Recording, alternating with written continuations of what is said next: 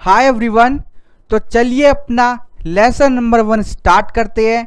Direct tax का introduction एक बार देखते हैं। तो what is tax?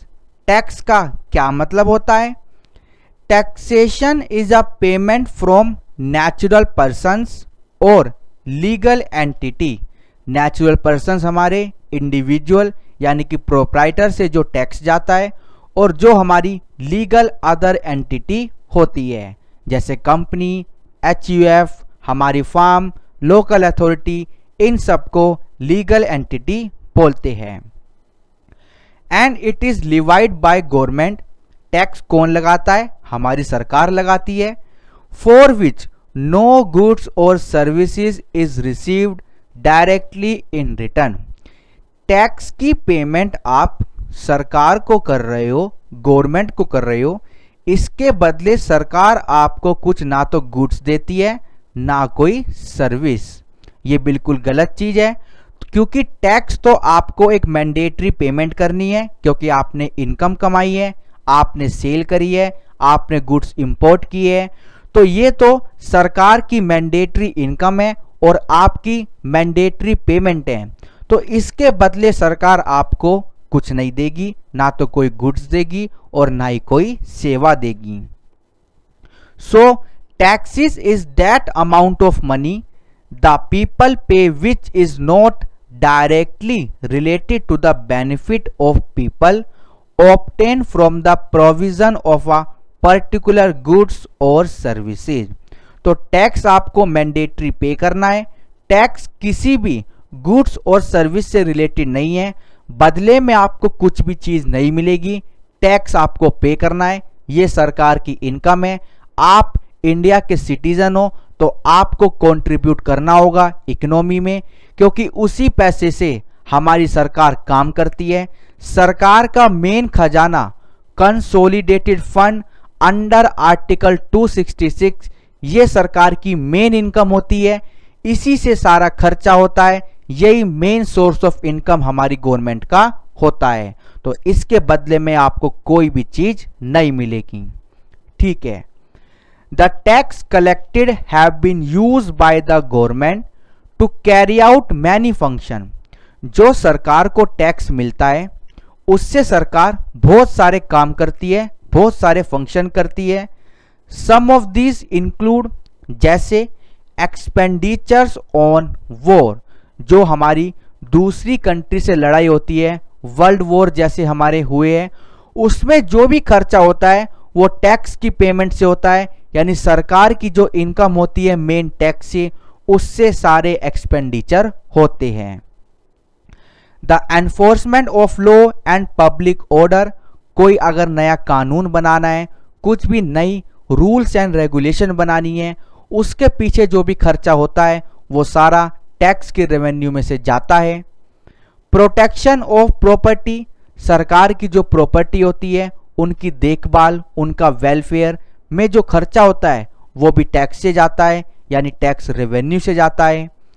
Economic infrastructure जैसे roads, legal tender, enforcement of contract, तो इन सब में जो खर्चा होता है, सड़कें बनाने में, फ्लाईओवर बनाने में, रेलवे ट्रैक बनाने में, जो भी इंफ्रास्ट्रक्चर बनाने में खर्चा होता है, ये सब कहाँ से होता है? जो टैक्स इनकम होती है। सरकार की मेन इनकम टैक्स है। एक नंबर की इनकम सरकार की सिर्फ टैक्स है। पब्लिक वर्क, जनरल पब्लिक के लिए कुछ काम करना हो। Social engineering and operation of government itself, government के जो खुद ऑपरेशनल खर्चे होते हैं, छोटे मोटे खर्चे होते हैं, उस सब की भी पेमेंट टैक्स के रेवेन्यू में से होती है। तो सरकार का मेन बिजनेस टैक्स है, उनकी मेन इनकम टैक्स है। Government also uses taxes to fund welfare and public services. Government इस पैसे को पब्लिक वेलफेयर में यूज करती है।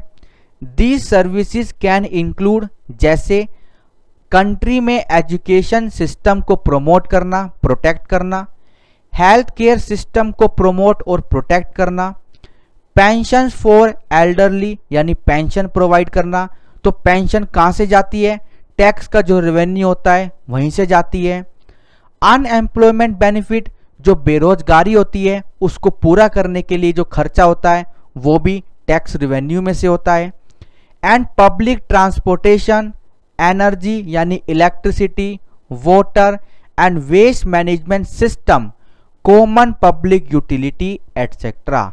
तो जो भी खर्चा जनरल पब्लिक के लिए होता है, चाहे वो पानी से रिलेटेड हो, बिजली से रिलेटेड हो, पब्लिक ट्रांसपोर्ट होते हैं हमारे, इंडियन रेलवे, हमारी बसेस होती है, जो भी वेस्ट मैनेजमेंट सिस्टम होता है और कॉमन पब्लिक यूटिलिटी के लिए, सबके लिए जो काम होता है वो टैक्स वाले फंड में से होता है, यानी कंसोलिडेटेड फंड अंडर आर्टिकल में से होता है। ठीक है, तो ये सारी बातें हमने देखी कि जो भी इनकम एक किसकी होती है? सरकार की होती है। वो कहाँ जाती है? कंसोलिडेटेड फंड जो अंडर आर्टिकल आपका 266 में स्थापित है उसमें जाती है। तो सारा खर्चा भी आपका इसी फंड में से होता है अंडर आर्टिकल 266। ठीक है, बात क्लियर है? चलिए, in the present time taxation is not just a means of transferring money to the government to spend it for the meeting the public expenditure or raise revenue to the government। आज के समय में सरकार को tax की payment करना एक सिर्फ वही मतलब नहीं है सरकार की हेल्प करना, but taxes have become beside that as a tool for reduce demand in private sector, redistribution of income and wealth in the societies in the country। तो सरकार को आपने टैक्स पे कर दिया, आपकी सिर्फ ये जिम्मेदारी नहीं है, आपको फर्दर और काम करने होते हैं, आपको बेरोजगारी खत्म करनी है, नए नए प्राइवेट सेक्टर खोलो, नया नया बिजनेस करो, सबको एम्प्लॉयमेंट प्रोवाइड करो, आप सरकार के साथ मिलकर काम करो। ये नहीं आपने टैक्स की पेमेंट कर दी और आपका काम पूरा हो गया, नहीं, प्लीज आप भी रेगुलर कंट्रीब्यूट करते रहो, क्योंकि आप अगर कुछ छोटा भी कंट्रीब्यूट करोगे तो उससे भारत की इकोनॉमी ग्रो होगी। It is also a means for economic development, जैसे हमने बात करी, for playing very important role in the case of stabilization of income, protection industrial home from foreign industries. क्या मतलब हुआ? मतलब ये हुआ जब आप खुद की इंडियन इकोनॉमी को डेवलप करोगे तो उससे क्या होगा, विदेश से आने वाली कंपनी हमारा गलत यूज नहीं करेगी। जब आप अपनी इंडियन कंपनी में इंडस्ट्रियल होम में ही एम्प्लॉयड रहोगे तो आप इंडियन कंपनी को ग्रो करोगे, फॉरेन कंपनी को ग्रो नहीं करोगे। तो इससे ये भी बेनिफिट मिलता है कि आप अपनी इकोनॉमी को खुद डेवलप करो, आप फॉरेन कंपनी की तरफ मत भागो, अपनी कंपनी में कंट्रीब्यूट करो, इंडियन कंपनी में कंट्रीब्यूट करो और इंडियन इकोनॉमी को बढ़ाओ। Taxation helps to find out solution for some economic problem that face the state like unemployment, inflation and depression. तो टैक्स से पैसा आता है तो पैसे से सब कुछ होता है, एम्प्लॉयमेंट भी खत्म हो जाती है, इन्फ्लेशन भी कम हो जाता है, और जो कंट्री में डिस्टरबेंस चल रही है, डिप्रेशन चल रहा है, हम उसको भी सेट ऑफ कर सकते हैं। Taxation find out solution for some economic problem but not alone, but there are also lots of another fiscal instrument, they are working together for solution of those economic problem। countries practice sovereignty authority upon citizen through levying of taxes। जो tax है, tax का payment तो आ जाता है, पर जो हमारे accountant होते हैं और जो हमारे इकोनॉमिस्ट होते हैं ये मिलकर काम करते हैं, कैसे इंडियन इकोनॉमी को बढ़ाया जाए, कैसे इन्फ्लेशन कम किया जाए, कैसे बेरोजगारी को कम किया जाए, कैसे हम स्ट्रॉन्ग बने, कैसे हम डेवलप होए, ये सारी बातें अकाउंटेंट और हमारे इकोनॉमिस्ट मिलकर करते हैं, और जो टैक्स से पैसा आता है उसी से सारा मैनेजमेंट होता है। तो हमने एक इंट्रोडक्शन देखा, टैक्स क्या होता है, टैक्स कहाँ कहाँ पर यूज होता है, सरकार की मेन इनकम होती है, बेरोजगारी और अनएम्प्लॉयमेंट जैसे, अनइन्फ्लेशन जैसे और डिप्रेशन जैसे फैक्टर को खत्म करने के लिए टैक्स एक इंपॉर्टेंट रोल रखता है। चलिए देखते हैं कैरेक्टरिस्टिक्स ऑफ टैक्सेस। फर्स्ट आती है टैक्स इज कंपलसरी। जैसे मैंने आपको बताया, टैक्स एक मैंडेटरी पेमेंट है। A tax is impose by law, कानून टैक्स को इम्पोज करता है यानी चार्ज करता है। So tax is compulsory payment to the government from its citizen. Bharat सरकार टैक्स लेती है अपने नागरिक से। Tax is duty from every citizen, हर नागरिक की ड्यूटी होती है टैक्स को पे करना। To bear his sharing for supporting the government, आप गवर्नमेंट यानी इंडियन इकोनॉमी को सपोर्ट करो तो आपको मैंडेटरी टैक्स पे करना है, ये आपकी ड्यूटी है। दूसरा, tax is contribution. Contribution means in order to help और provide something. Tax is contribution from members of community to the government. A tax is the duty of every citizen to bear their due share for support to government to help it to face इस expenditure. तो जैसे हमने ऊपर discuss किया था, सरकार अपना खर्चा टैक्सेस से चलाती है। तो कंट्रीब्यूशन का मतलब क्या होता है कि आप सरकार की मदद करो, सरकार को कुछ ना कुछ पे करो। टैक्स एक कंट्रीब्यूशन होता है कम्युनिटी के मेंबर से, यानी जो भी हमारे भारत में नागरिक है, जो भी काम कर रहे हैं, उनसे एक कंट्रीब्यूशन होता है सरकार को, एक सपोर्ट होता है जिससे सरकार अपने खर्चों को पूरा करती है। Third, tax is for public benefit. Tax is levied for the common good of society without regard to benefit of special individual.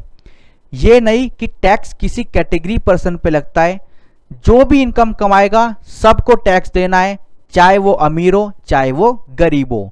तो किसी भी स्पेशल कैटेगरी में टैक्स हमारा नहीं इम्पोज होता, सबको टैक्स की पेमेंट करनी है, जो जो इनकम कमाएगा सबको पेमेंट करनी है। Government proceeds are spent to extend common benefit to all people such as natural disaster like flood, earthquake, cyclone. और जो भी गवर्नमेंट को पैसा मिलता है उससे वे क्या करती है, जो हमारे इंडिया में फ्लड्स आते हैं, अर्थक्वेक आते हैं, साइक्लोन आते हैं, यानी हमारे जो नेचुरल डिजास्टर होते हैं उसमें मदद करती है, जो उसमें लोग फंस जाते हैं उनकी सहायता करती है। फोर्थ है आपका no direct benefit. Government is compulsory collecting all types of taxes and does not give any direct benefit to the tax payer for taxes paid. जो आप टैक्स पे करते हो वो आपकी फाइनल पेमेंट होती है, इसकी छूट आपको कहीं पर नहीं मिलती। इसको आप अपनी इनकम टैक्स रिटर्न में प्रॉफिट में से माइनस नहीं करोगे, क्योंकि सारी इनकम निकलने के बाद टैक्स पे होता है और ये फाइनल पेमेंट होती है। इसका फर्दर आप कोई भी क्रेडिट नहीं ले सकते। Fifth, tax is paid out of income of the tax pair. Tax कहां से पे होता है? टैक्स पे होता है इनकम से। किसकी? टैक्स पेयर की। Income means money received specially on regular basis for work और through investment. Tax is paid out of income as long as the income become realize. तो जैसे ही आपको इनकम रियलाइज हो जाए, जैसे ही आपके पास पैसा आ जाए, समझ लीजिए आपकी इनकम हो चुकी है और अब आपको टैक्स देना है। ठीक है। Next, government has the power to levy tax. सरकार के पास पावर है टैक्स को लगाने की। Government are practicing sovereign authority upon citizen, किसके ऊपर? इंडियन सिटीजन्स के ऊपर, थ्रू लिवाइंग ऑफ टैक्सेस, क्योंकि उनके पास पावर है टैक्स इंपोज करने की। Only government can collect tax from the people, तो टैक्स पेयर से टैक्स सिर्फ हमारी सरकार कवर कर सकती है और किसी के पास ये अथॉरिटी नहीं है। 7. Tax is not the cost of the benefit, tax is not the cost of benefit conferred by the government on the public. Benefit and taxpayer are independent of each other and payment of taxation is of course designed for conferring of benefit on general public. जो ये concept introduce हुआ था income tax act में कि आपको tax देना है, तो ये सबके लिए बराबर है और सबके भला के लिए है, क्योंकि सरकार के पास जब पैसा आएगा तभी सरकार डेवलपमेंट कर पाएगी। तो टैक्स एक कॉस्ट नहीं है बल्कि एक बेनिफिट है सबके लिए। आप टैक्स को खर्चा मत मानो, ये मत मानो कि आपका खर्चा हो गया, आपने इंडियन इकोनॉमी में कंट्रीब्यूट किया है, ऐसा सोच के आपको टैक्स की पेमेंट करनी चाहिए। 8th and last, tax is for the economic growth and public welfare. Major objective of the government is to maximize economic growth and social welfare. ये बात तो हम बहुत बार कर चुके हैं, क्योंकि टैक्स से पब्लिक का भला होता है। तो मेजर ऑब्जेक्टिव सरकार का क्या रहता है कि हमारी इकोनॉमिक ग्रोथ हो और सोशल वेलफेयर हो, यानी सामाजिक वेलफेयर हो। तो ये सारे थे कैरेक्टरिस्टिक किसके? टैक्सेस के। तो अगला टॉपिक देखते हैं हमारा क्या है, difference between direct tax and indirect tax, which is something important. आइए देखते हैं डायरेक्ट टैक्स यानी इनकम टैक्स और इनडायरेक्ट टैक्स यानी जीएसटी एंड कस्टम में क्या फर्क होता है। तो आइए देखते हैं पहला difference, incidence and impact. A tax is said to be direct when impact and incidence of a tax are on one and the same person. जिसने इनकम कमाई उसी से टैक्स लो, यानी उसी की जेब से टैक्स लो, तो ये डायरेक्ट इंपैक्ट पड़ेगा उसकी पॉकेट पर, और उसी पर्सन से आपने टैक्स लिया तो ये डायरेक्ट इंसिडेंस ऑफ टैक्स है। इनडायरेक्ट टैक्स में क्या होता है, if impact of tax is on one person and incidence on the another then the tax is called indirect tax. मतलब गुड्स किसी ने कंज्यूम किया पर टैक्स किसी दूसरे ने पेमेंट करी, तो ये क्या है, मतलब इंपैक्ट किस पर पड़ा, एक पर्सन पे, पर टैक्स की पेमेंट किसने करी, दूसरे पर्सन ने। ये होता है इनडायरेक्ट टैक्स। जैसे सेलर सामान बेचता है तो सेलर आपसे टैक्स ले लेता है और टैक्स को पे कर देता है, पर आप टैक्स को कंज्यूम करते हो तो ये इंपैक्ट दो पड़ता है, यानी इनडायरेक्ट इंपैक्ट ये पड़ता है। बर्डन, अब देखते हैं बर्डन किस पे पड़ता है। Direct tax is impose on the individual organisation and burden of tax can not be shift to others. जिसकी इनकम होती है उसको टैक्स देना पड़ता है, टैक्स का बर्डन आप शिफ्ट नहीं कर सकते। Indirect tax is impose on commodity, ये कमोडिटी पर लगता है, and allows the tax burden to shift. Shift कैसे होता है, आपको पता है जितना भी आउटपुट टैक्स होता है, मतलब हम जीएसटी में पढ़ेंगे, उसमें से हम इनपुट टैक्स माइनस कर लेते हैं और जो फाइनल पेमेंट होती है यानी नेट टैक्स लायबिलिटी उसको पे करना होता है।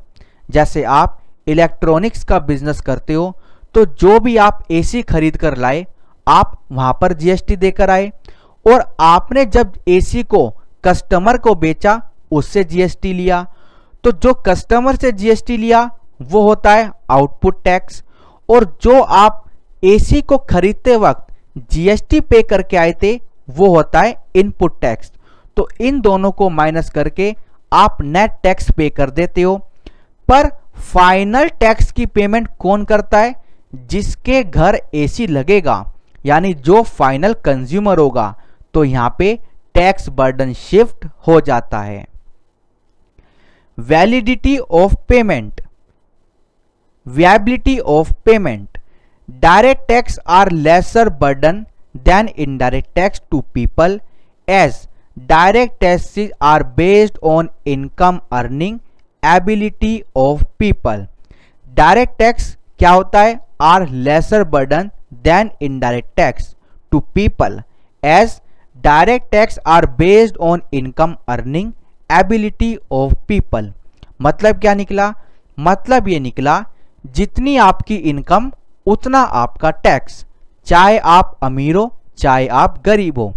जितनी भी इनकम आपने कमाई उसके अकॉर्डिंग क्या होता है? टैक्स चेंज हो जाता है। पर इनडायरेक्ट टैक्स में क्या होता है? इनडायरेक्ट टैक्स कमोडिटी पर लगता है। अब कमोडिटी गरीब खरीदे या कमोडिटी अमीर खरीदे, उस कमोडिटी पर जीएसटी का अमाउंट सेम रहेगा, क्योंकि इनडायरेक्ट टैक्स कमोडिटी पर लगता है। Indirect tax are borne by the consumer, क्या बोला? Consumer of commodities and services irrespective of financial ability, as the MRP includes all taxes.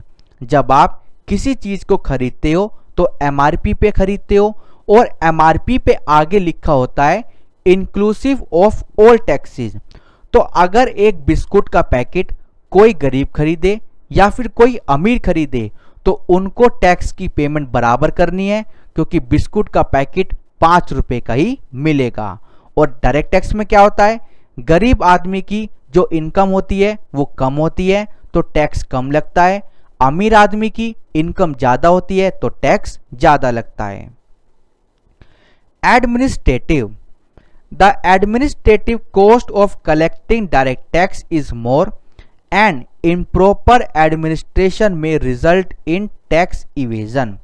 Direct tax को कलेक्ट करने के लिए जो एडमिनिस्ट्रेटिव कॉस्ट आती है वो ज़्यादा होती है, whereas cost of collecting indirect tax is very less, as indirect taxes are wrap up in prices of goods and services and can not be evaded. जो इनडायरेक्ट टैक्स होता है वो सामान की एमआरपी में इंक्लूड होता है, तो उसमें कोई भी नज़र रखने की ज़रूरत नहीं है। एमआरपी आपके पास आ गई यानी टैक्स का पेमेंट आपके पास आ गया, अब वो सरकार को देना ही देना है। तो यहाँ पे टैक्स की चोरी नहीं हो सकती, पर डायरेक्ट टैक्स में टैक्स की चोरी हो सकती है। आप अपनी इनकम को कम करके खर्चों को ज़्यादा दिखा के आप क्या कर सकते हो? टैक्स की चोरी कर सकते हो।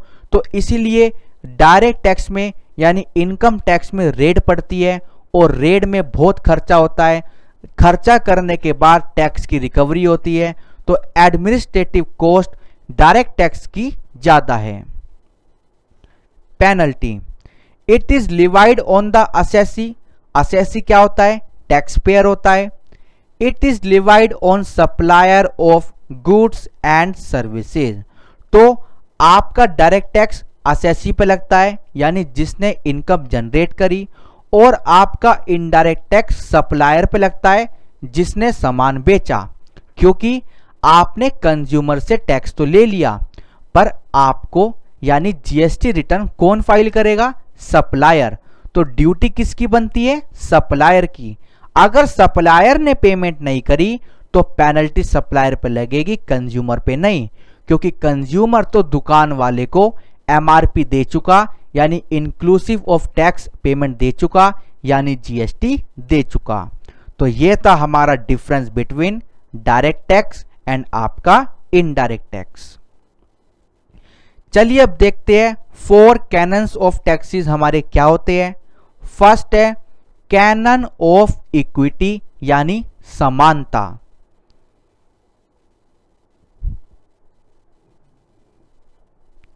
This canon implies that any tax system should be based on the principle of social justice यानी न्याय। Equity refers to both horizontal and vertical equity ये कह रहे हैं अगर आप टैक्स को इम्पोज कर रहे हो तो सब पे बराबर करो, किसी से भी भेदभाव मत करो। इक्विटी यानी समानता दो तरह की होती है, horizontal and vertical. Horizontal equity describes the concept that taxpayer with equal ability to pay should pay the same amount of tax, whereas vertical equity means that taxpayer with a greater ability to pay should pay more tax। ये कह रहे हैं horizontal equity क्या कहती है कि जो taxpayer जिसकी इक्वल एबिलिटी है उनको सेम अमाउंट ऑफ टैक्स पे करना है, यानी जितना उनका बन रहा है। पर वर्टिकल इक्विटी क्या कहती है, अगर टैक्स पेयर की एबिलिटी ज़्यादा है यानी वे अमीर हैं तो उनको ज़्यादा टैक्स पे करना चाहिए, यानी ज़्यादा हमारी इकोनॉमी में कंट्रीब्यूट करना चाहिए। दूसरा कैनन आता है canon of certainty. The tax rule should clearly specify when the tax is to be paid, how it is to be paid and how the amount to be paid is to be determined। तो जो tax के कानून होते हैं, tax का laws होता है, income tax act, GST act, इन सब में क्लियरली बताना चाहिए कि किसकी कितनी इनकम बैठ रही है, कितना टैक्स बैठ रहा है, कब आपको पे करना है, कितना आपको पे करना है। ये सारी बातें आप प्लीज यानी कानून में लिखी होनी चाहिए जिससे टैक्स पेयर के ऊपर पेनल्टी ना लगे। Objective of this canon is to create trust between two parties. इससे क्या होगा, दो पार्टी कौन सी, एक तो टैक्स पेयर और दूसरा हमारी अथॉरिटी यानी जो टैक्स लेते हैं, इनके बीच विश्वास होगा क्योंकि ये दोनों उस सेम कानून को फॉलो करेंगे, जो कानून में बात लिखी गई है उसको फॉलो करेंगे।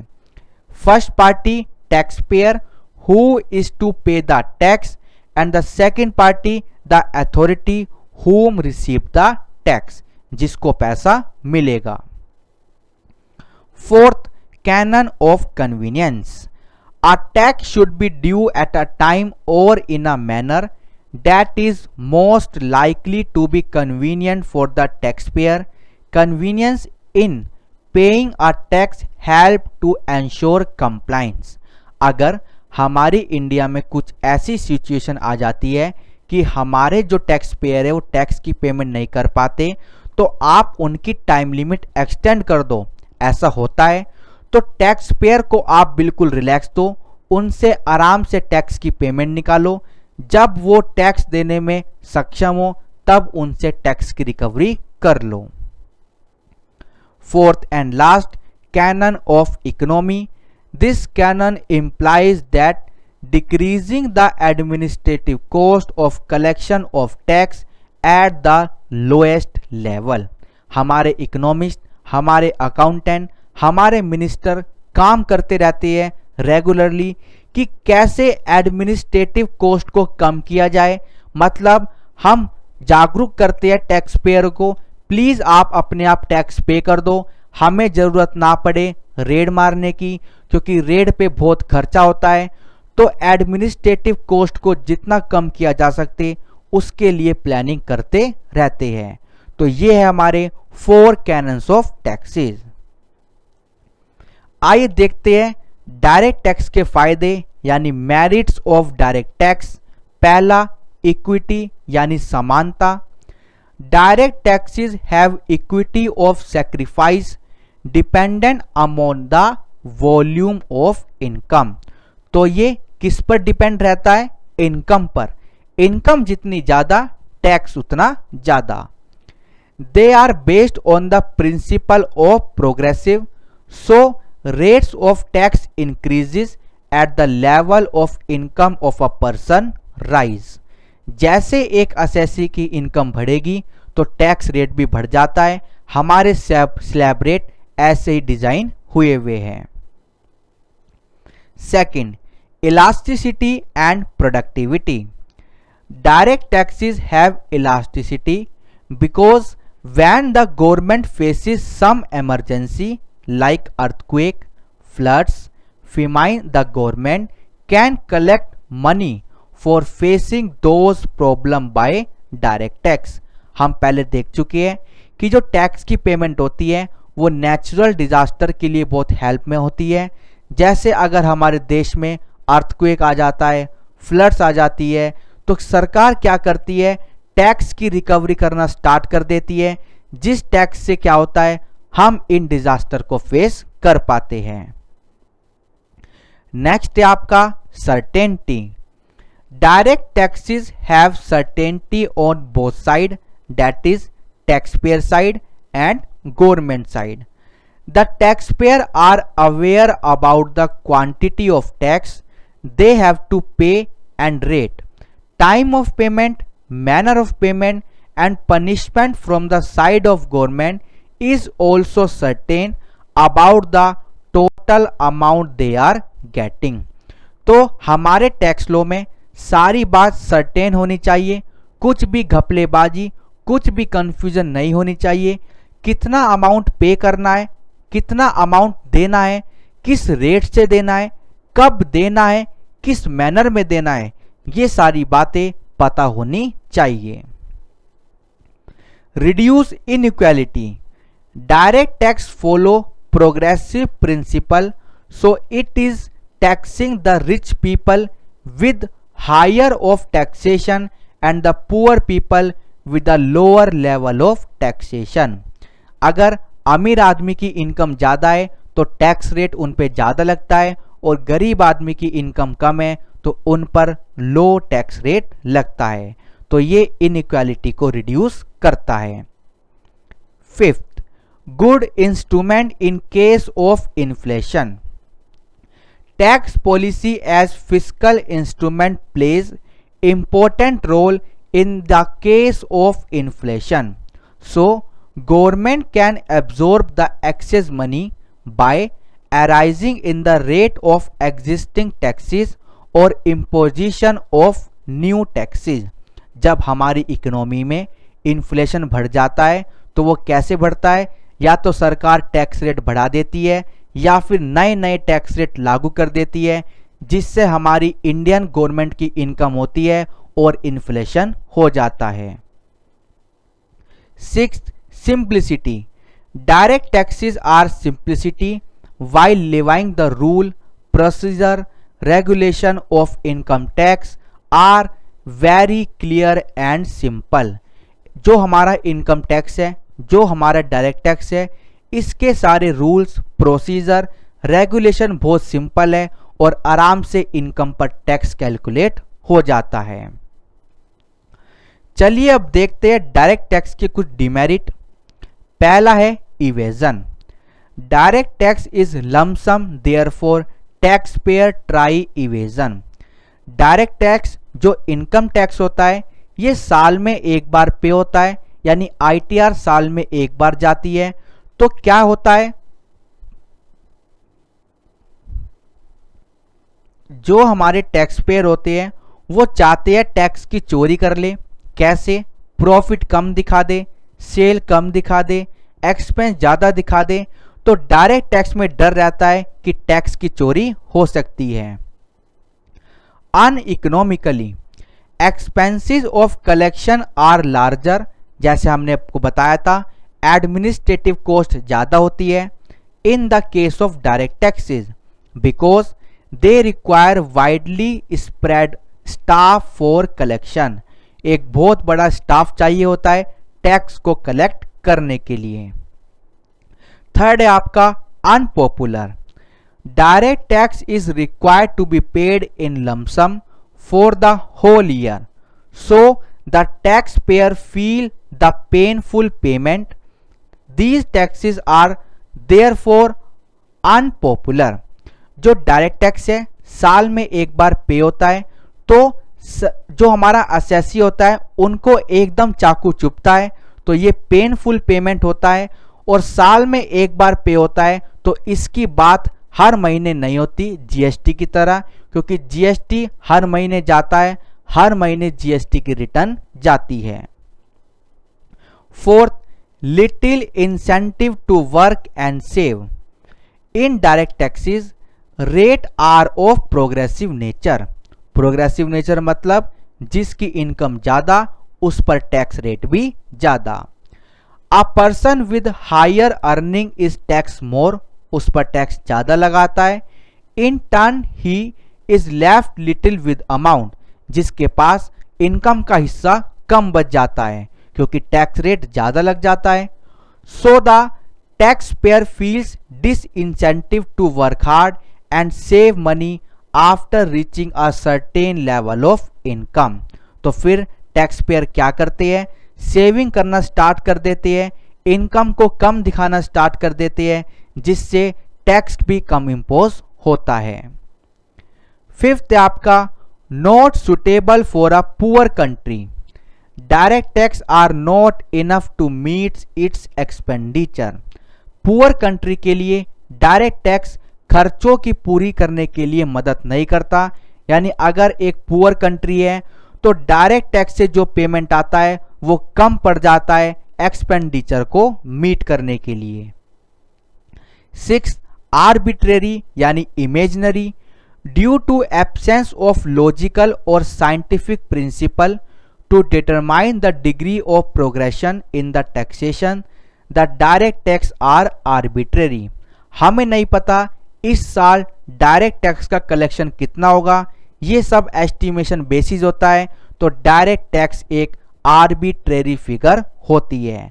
तो ये थे हमारे डीमेरिट्स ऑफ डायरेक्ट टैक्स। चलिए अब देखते हैं merit of indirect tax. First, high revenue production.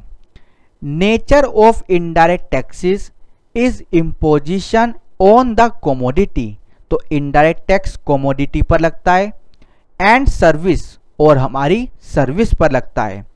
Hair indirect taxes covers a large number of essential goods and luxurious goods which are consumed by the mass, both rich and poor people. These help in collecting large revenue. तो biscuit का packet अमीर भी खाते हैं, गरीब भी खाते हैं। एसी अमीर के घर में भी होता है और कभी कभार गरीब हमारी मिडिल फैमिली में भी होता है। तो एसी जब बिकेगा टैक्स की रिकवरी पक्का होगी और फिक्स परसेंटेज से होगी, क्योंकि एसी या बिस्कुट अमीर खरीदे या गरीब खरीदे टैक्स रेट सेम लगता है, क्योंकि इनडायरेक्ट टैक्स कमोडिटी पर लगता है। दूसरा फायदा है no evasion.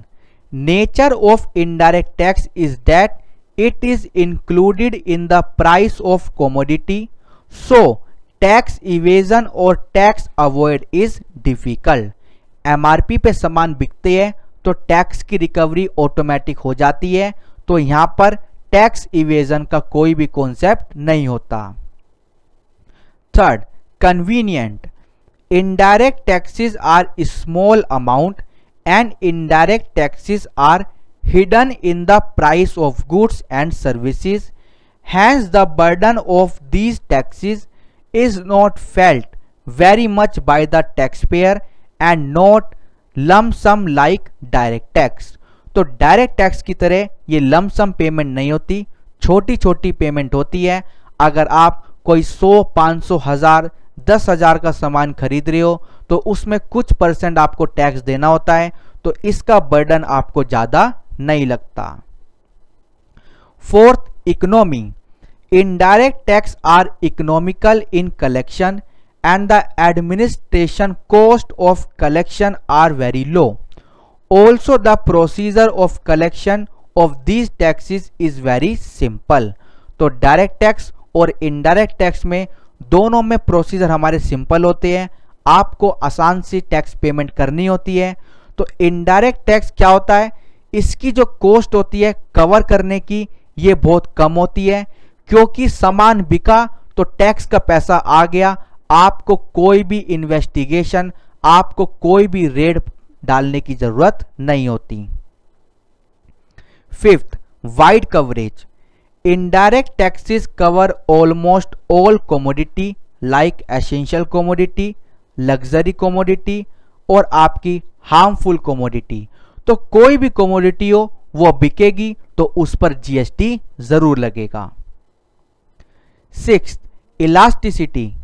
Since a large number of commodity and services are covered by indirect taxation, there is great scope for modifying of taxes, goods and tax rate. Much depends on nature of goods and on its demand. तो हमारी direct tax income के according बढ़ता है, income बढ़ी तो आपका tax बढ़ जाएगा, पर यह चलता है आपका डिमांड पर। अगर किसी प्रोडक्ट की डिमांड ज़्यादा चल रही है तो आप क्या करो, यानी सरकार क्या करेगी, उस प्रोडक्ट पे जीएसटी का अमाउंट बढ़ा देगी, जिससे क्या होगा, सरकार का इनकम बढ़ जाएगा। चलिए अब देखते हैं कुछ demerits. Demerits of indirect tax क्या होते हैं। पहला, रिग्रेसिव इन इफेक्ट, मतलब essential commodity are use from all member of community. When taxing these commodity, the burden would be equal and no distinction is made between the rich and the poor people. तो indirect tax आपका regressive in nature होता है, मतलब वो biscuit का packet चाहे अमीर खरीदो चाहे आपका गरीब खरीदो, आपको जीएसटी तो सेम मिलेगा। दूसरा, uncertainty in collection, discourage saving, increase inflation. Indirect tax are payable when people spend their income. अगर आपने सारी अपनी इनकम को सेव कर लिया, आप कुछ भी खर्चा नहीं कर रहे, आप बिस्कुट का पैकेट नहीं खरीद रहे, तो सरकार को तो जीएसटी नहीं मिलेगा। तो सरकार सेविंग को डिस्करेज करती है और इन्फ्लेशन को बढ़ा देती है। यानी indirect taxes are payable when people spend their income और when people buy goods and services. So tax authorities can not accurately estimate the total yield from different indirect tax. तो डायरेक्ट टैक्स में हम estimation लगा सकते हैं कि कितना आपको डायरेक्ट टैक्स रिकवर होगा, पर इनडायरेक्ट टैक्स कंज्यूमर की स्पेंडिंग कैपेसिटी पे निर्भर रहता है। जितना आप स्पेंड करोगे, जितना आप सामान खरीदोगे, उसमें मिलकर आपको इनडायरेक्ट टैक्स मिल जाएगा। Third, discourage saving, increase inflation. Indirect tax are include in the price of commodity, so people have to spend more income on essential commodity when levied indirectly. In this case, that means the customers cannot save money of their income. तो customer को पैसा नहीं save करना चाहिए, ये motive रहता है। अगर उन्होंने पैसा बचा के रख लिया तो वे खर्च नहीं करेंगे, कोई भी कमोडिटी नहीं खरीदेंगे और सरकार को जीएसटी नहीं मिलेगा। Fourth and last, increase inflation. Indirect taxes increase the cost of input and output. Increase in production cost push the price of goods. These reflect in increase in the wages of the workers. सरकार क्या करती है, अपनी policy change कर देती है, यानी सरकार अपने टैक्स रेट को बढ़ा देती है। उससे क्या होता है, प्राइस ऑफ प्रोडक्ट बढ़ जाता है, और जब सामान का प्रोडक्ट बढ़ेगा तो हमारी कंट्री में इन्फ्लेशन आ जाएगा। तो ये थे हमारे डीमेरिट किसके, इनडायरेक्ट टैक्स के। अब अगला टॉपिक है हमारा CBDT, central board of direct tax. तो डायरेक्ट टैक्स का जितना भी काम होता है ये सीबीडीटी में आता है। The Central Board of Direct Tax, that is CBDT, provides essential inputs for policy and planning of direct tax in India and is also responsible for administration of direct tax laws through Income Tax Department. The CBDT is a statutory authority functioning under Central Board of Revenue Act 1963. It is Indian official financial action task force FATF unit. तो जो भी काम direct tax में होता है, कोई amendment लानी हो, कोई नया कानून लाना हो, कुछ भी चीज लानी हो, ये कौन करता है? CBDT करता है। CBDT एक स्टैट्यूटरी अथॉरिटी है, एक सरकारी संस्था है जो किस कानून के अंदर काम करती है? Central board of revenue act 1963। अब आया हमारा इनकम टैक्स डिपार्टमेंट। ये क्या होता है? Income tax department function under the department of revenue in Ministry of Finance. It is responsible for administering following direct taxation act passed by the Parliament. तो income tax department क्या करता है? किस कानून के लिए काम करता है? इनकम टैक्स एक्ट 1961 के लिए काम करता है। Various finance act passed every year in budget session. जो हमारे फाइनेंस मिनिस्टर हर साल बजट लाते हैं, उसमें जो भी चीज बोलते हैं उसके ऊपर काम करता है हमारा income tax department. Income tax department is also responsible for enforcing double taxation avoidance agreement. इसको हम DTAA बोलते हैं, इंटरनेशनल टैक्सेशन का ये हिस्सा है। तो इनकम टैक्स डिपार्टमेंट DTAA के काम भी देखता है and deals with various aspect of international taxation such as transfer pricing. ये सारे कॉन्सेप्ट क्या होते हैं ये भी हम देखेंगे।